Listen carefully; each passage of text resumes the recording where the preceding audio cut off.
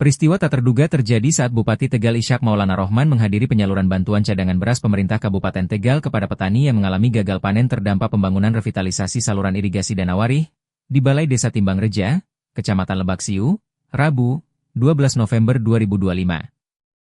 Pada saat selesai melakukan penyerahan bantuan, terdengar suara teriakan dari anak-anak yang menyuarakan nama Bupati Ishak. Setelah ditelusuri ternyata suara tersebut berasal dari siswa-siswi SDN Timbang Reja 01, Kecamatan Lebak Siu yang bangunan sekolahnya tepat di samping balai desa. Mengetahui namanya diteriaki oleh anak-anak SDN Timbang Reja 01, Bupati Ishak meminta mereka untuk datang langsung menemui dirinya di balai desa beserta kepala sekolah.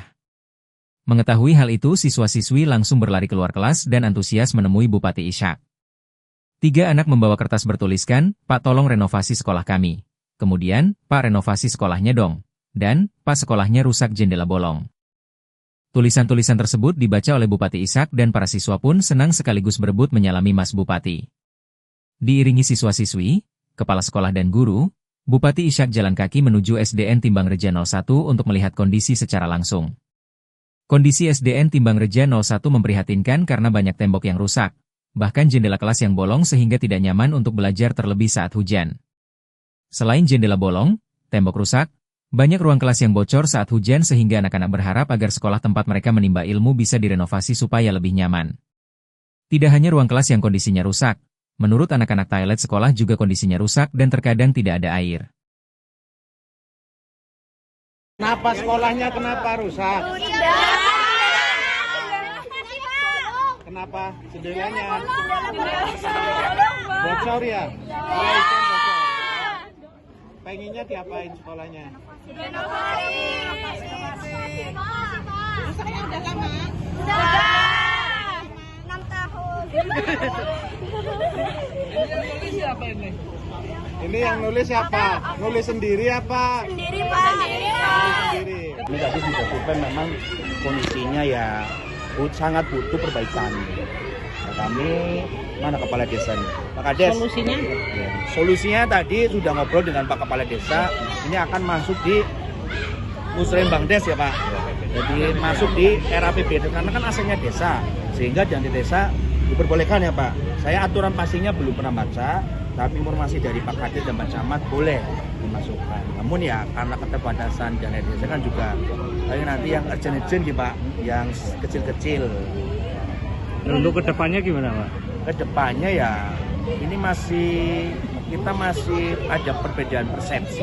Kalau desa ini kan undang-undang desa ya Pak, bahwa harus mempertahankan.